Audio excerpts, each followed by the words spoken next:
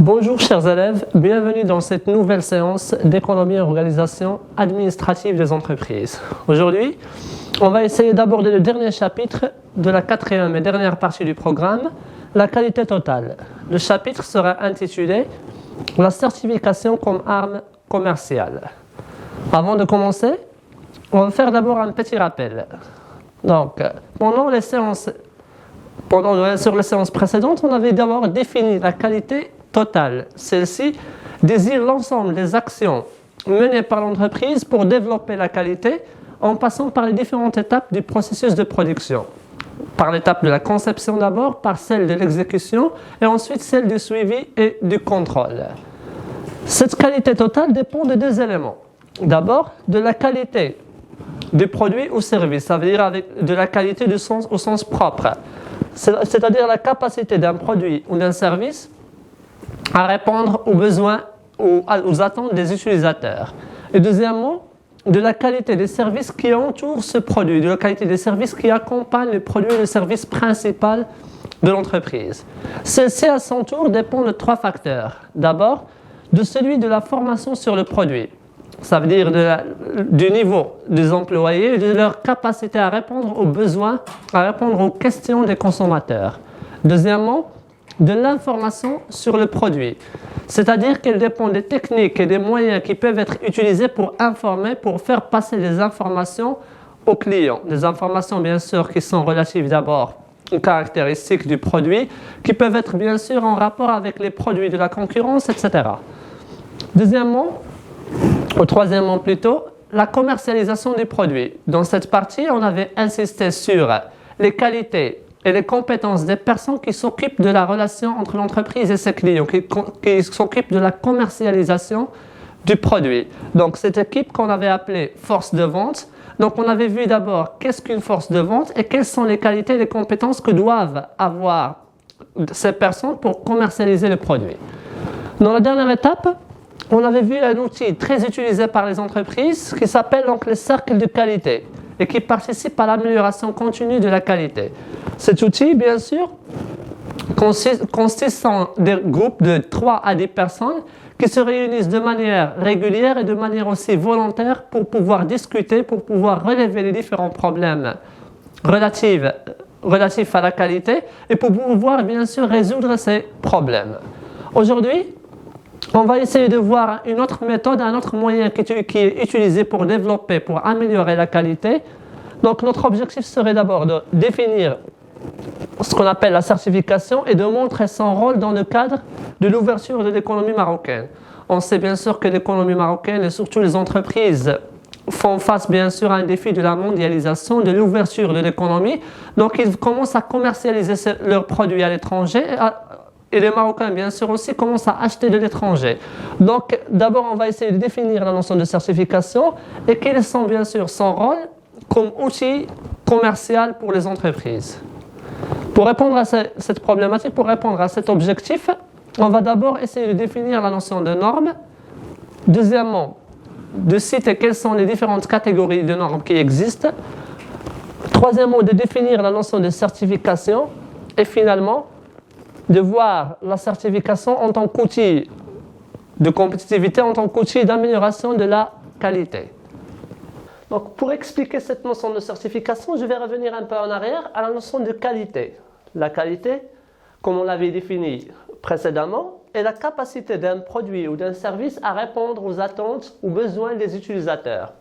Dans le cas normal, l'entreprise devrait détecter les besoins, les désirs ou ce que demandent les clients et va essayer ensuite de répondre de manière directe à ses besoins.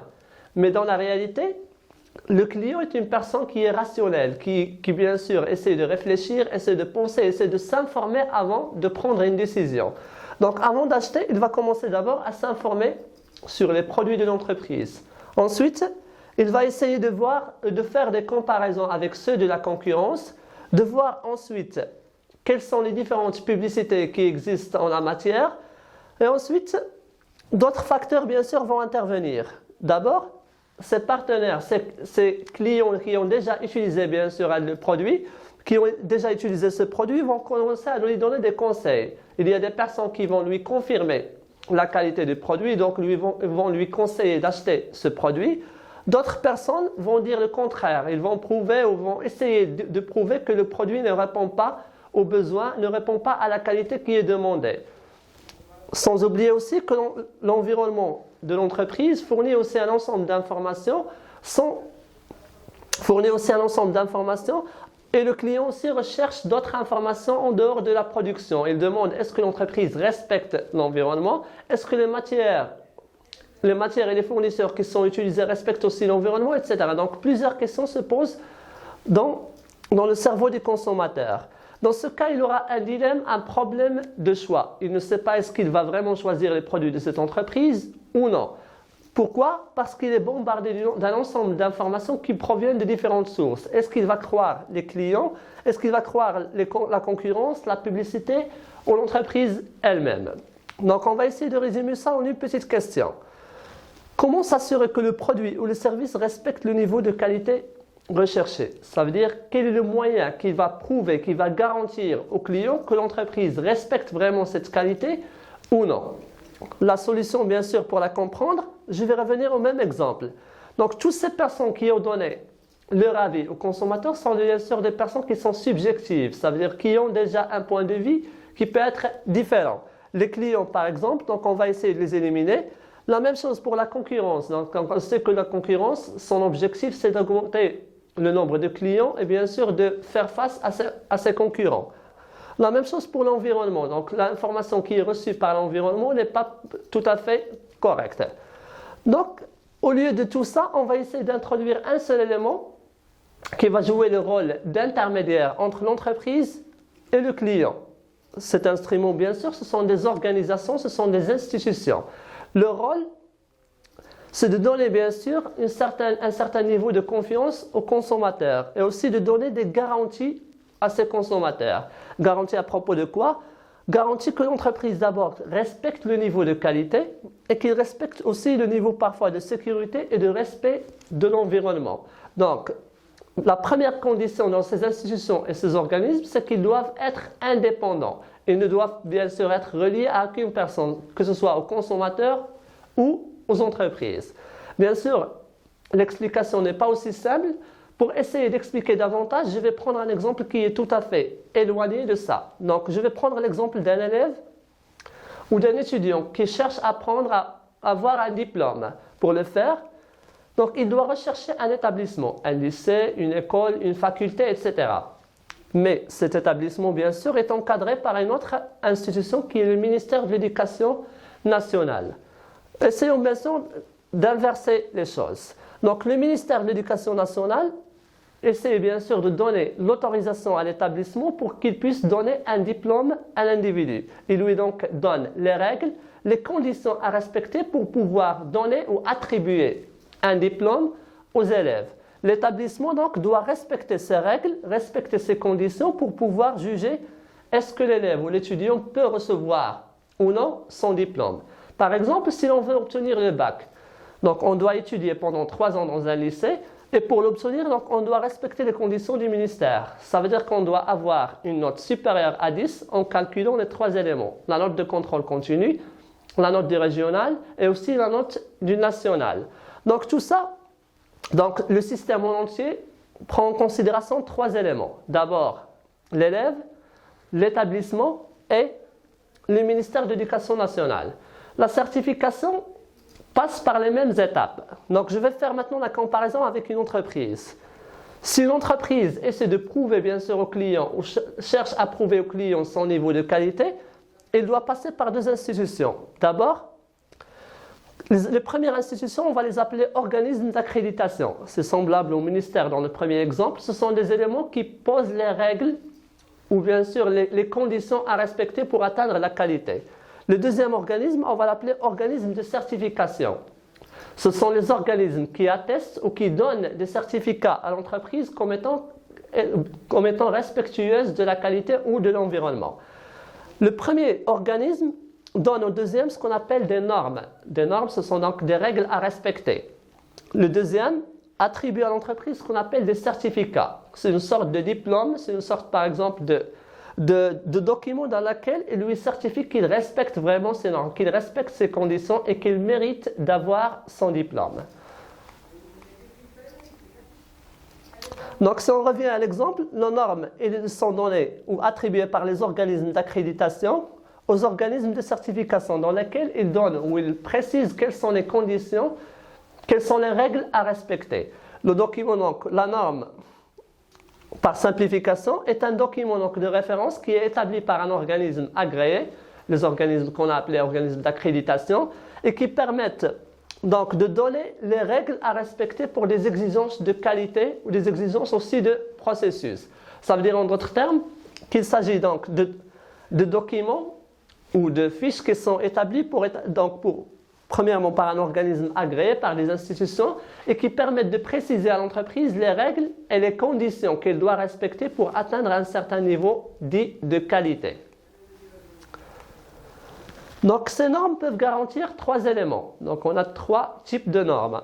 Premièrement, des normes qui attestent le respect de l'environnement. Donc, est-ce que l'entreprise ou le processus de production de l'entreprise respecte vraiment l'environnement ou non?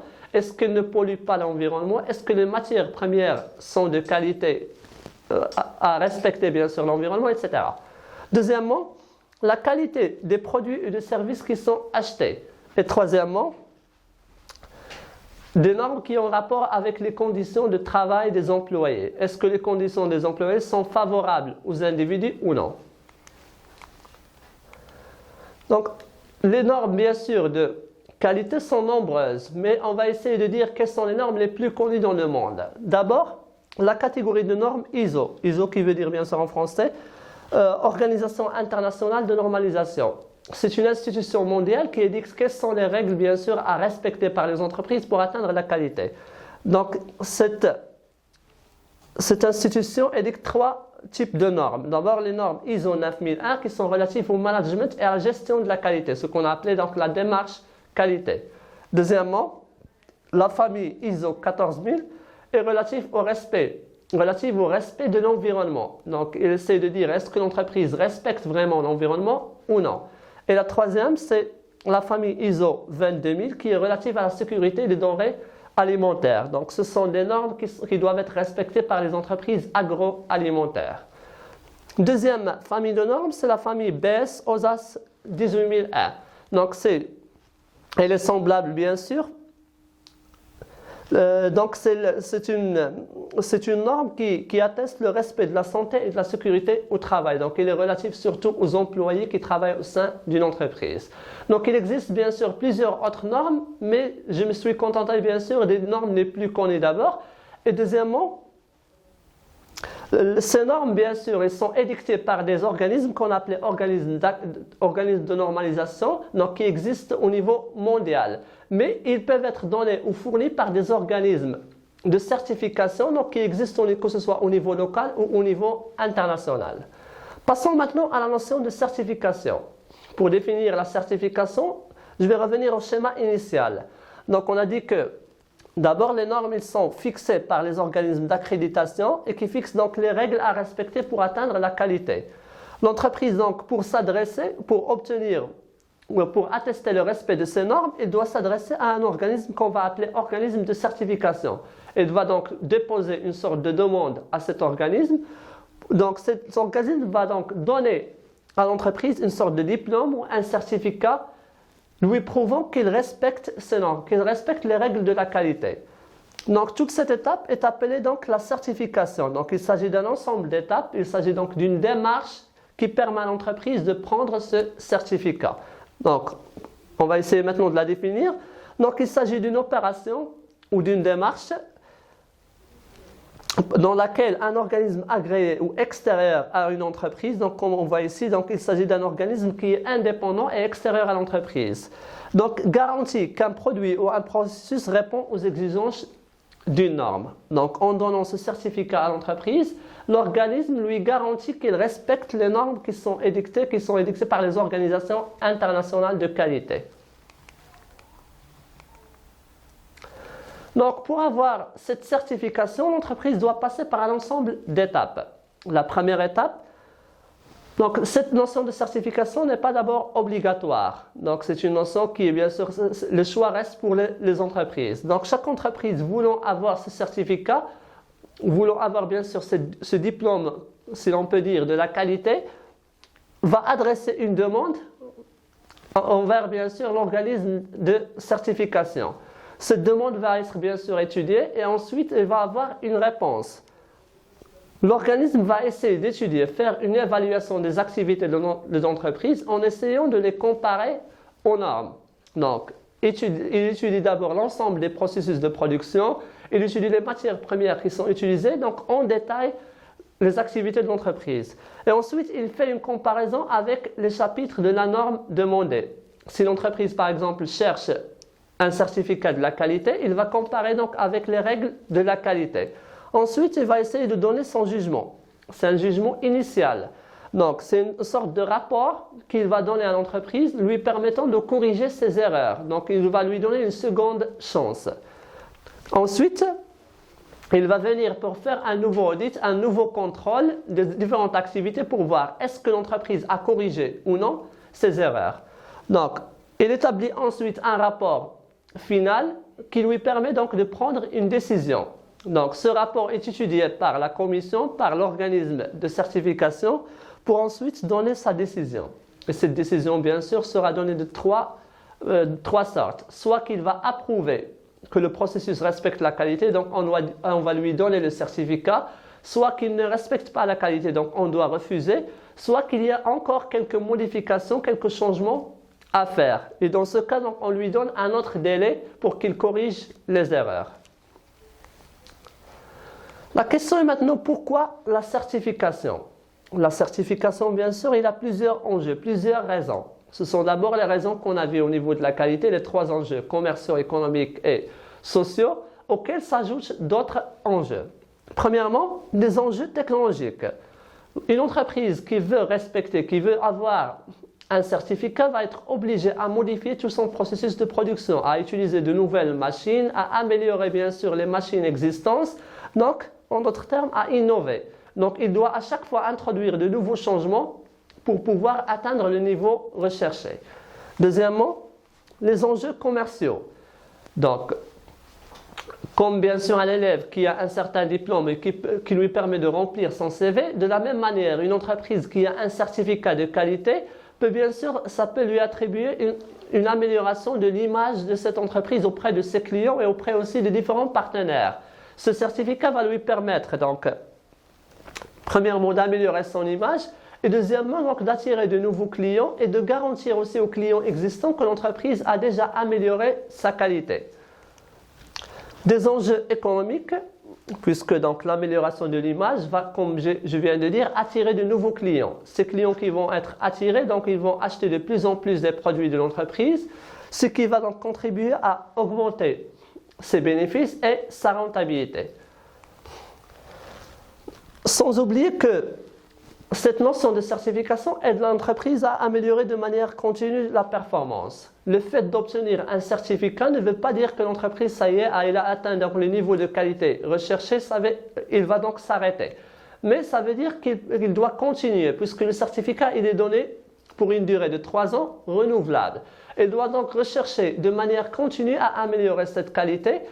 Pourquoi faire? Pour essayer de conserver ce niveau de qualité d'abord et deuxièmement pour essayer de conserver ce certificat. Maintenant, on va essayer donc de résumer ce qu'on vient de dire. Dans cette partie-là, on vient de voir donc la notion de norme, comme je viens de dire. Donc la norme, c'est quoi? C'est une sorte de document qui atteste à l'entreprise qu'il respecte certains degrés de qualité, certaines règles, certaines conditions relatives à la qualité. Ce sont des documents qui sont donnés par les organismes, ce qu'on appelle les organismes d'accréditation. Dans la deuxième partie, on a vu les différentes normes, les différentes familles de normes. Donc la famille la plus connue bien sûr par tout le monde, c'est la famille ISO, plus les normes OSAS. Troisièmement, on avait défini la notion de certification. Celle-ci veut dire la démarche ou le processus suivi par l'entreprise pour, bien sûr, pour obtenir un certificat d'un organisme de certification. Et finalement, donc, on avait les différents enjeux, les différentes raisons pour lesquelles l'entreprise doit rechercher à atteindre cette certification. Donc, à vous de vous laisser. Je vous rappelle que c'était la dernière partie donc, du programme. Les séances prochaines seront consacrées aux exercices. D'abord aux exercices concernant la partie qualité et ensuite aux exercices qui concernent le programme du deuxième semestre, c'est-à-dire l'information dans l'entreprise et aussi la qualité totale.